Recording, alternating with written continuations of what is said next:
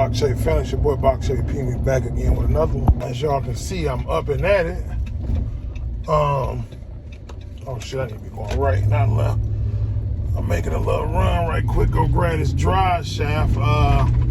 They say the early bird get the worm, man, so you got to get up and keep it moving. So, you know, I get up early, especially when I work. You know, I got to be up, so I just should be up all night till I get home. But I'm actually pulling up to the drive shaft place now, so I'm finna run in here, grab this drive shaft, and I'm gonna cut y'all back on, man, and give y'all a little update real quick.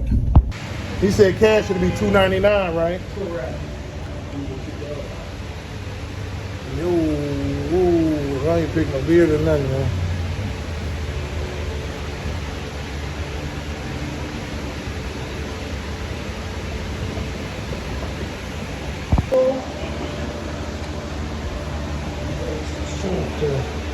Also, y'all even made another end to go into the trans, or okay, this one This bolts to the trans, and then this is the slip deck. Well, yeah, this bolt to that U joint I brought you, like this, right?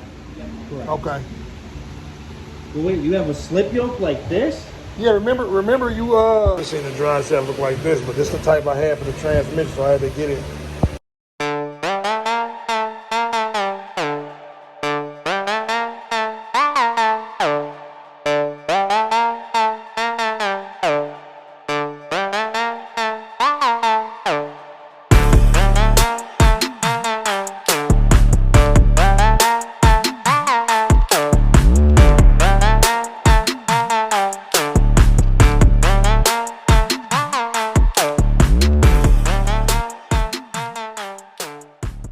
Box Chevy family, so we back at it. Y'all can see we back at the back cave.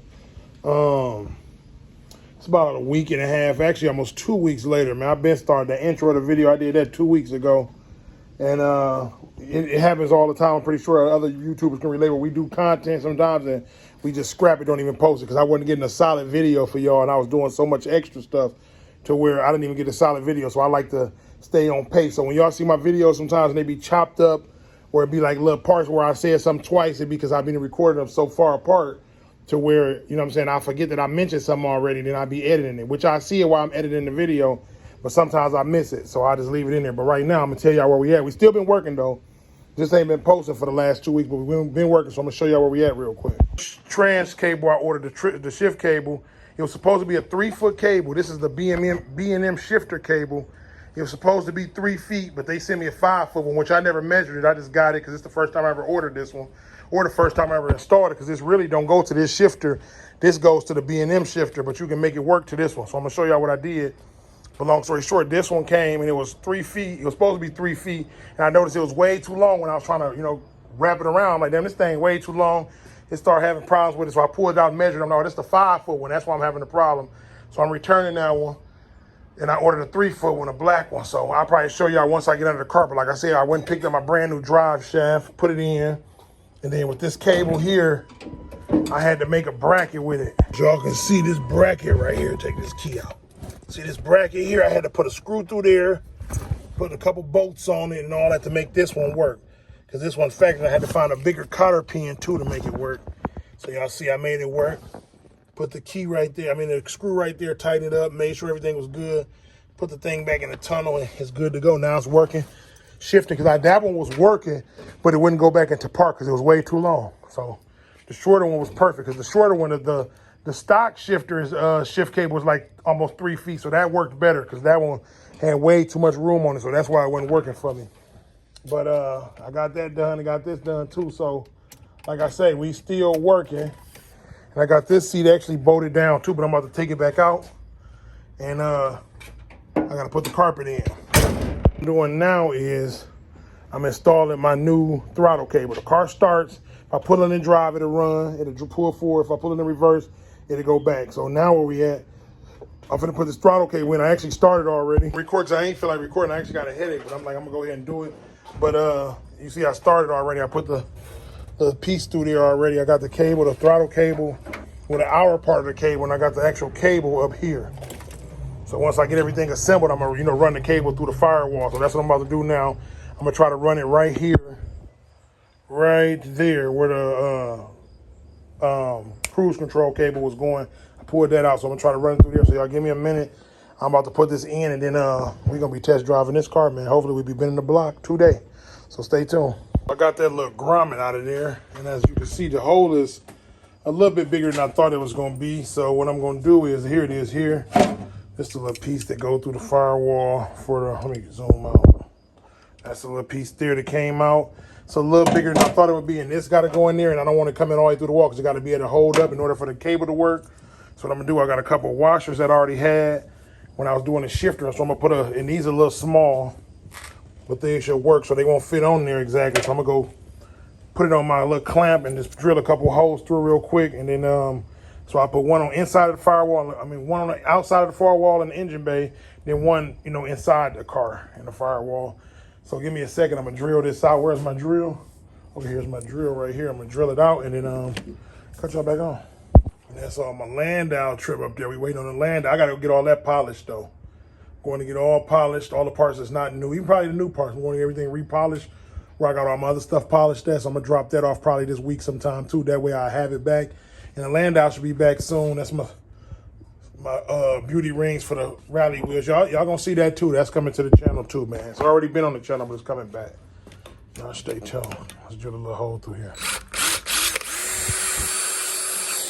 Just hollow those out a little bit. Hold on. That should get it.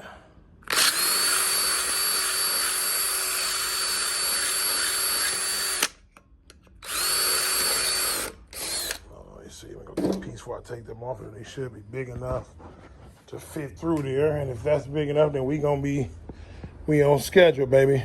This stuff get easier. The more you do it, this stuff definitely get easier. But don't get me wrong, too. I ain't mentioned this car was kicking my ass. That throttle cable right there kicked my ass. I ain't gonna lie to y'all. Because y'all might think everything come easy. Box P know how to do everything. Yeah, I know how to do it, but kick my ass. But one thing I can say about myself, though, I'm not gonna do no shit that I don't know how to do. If I don't understand it fully, I gotta get a bigger drill. So for this part, I'm gonna go ahead and pull it out since we got a bunch of shade out here now. I'm gonna go ahead and pull it out the garage. Not push it out, pull it out. So I'm gonna set y'all up on a tripod and y'all gonna see this thing drive up out this garage. Cause it drive, we just gotta get that throttle cable, where we need it so we can hit that gas voluntarily. Right now it's moving under its own power, but we need that throttle cable working so we can really get busy. So, and it's a plug too I bought for the radiator since I lost the other one. It's the right size. So hopefully that should stop the leaking because I put another one in there that didn't quite work. So let me set you up on the tripod. I'm gonna pull this thing out.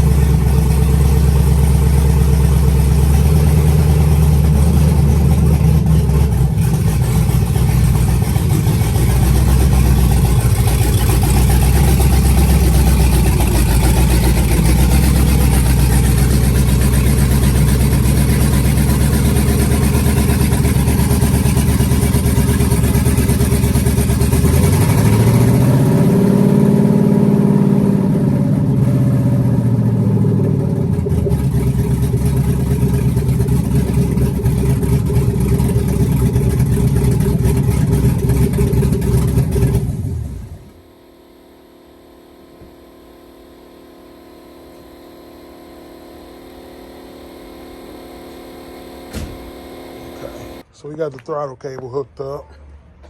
So y'all can see it's ran through there. Got a zip tie, ran back through the firewall. So yeah. So y'all can see I got a zip tie back here. Ran through there. It's pretty tight. You want it to where this come all the way back down and close right there on that little part. So yeah, let me see. I need to put this hose back on there. You don't want no vacuum leaks. So I put that back right there. And let's go. 2,000 years later. It's about a week and a half later. I ain't been posting, but I have been making progress.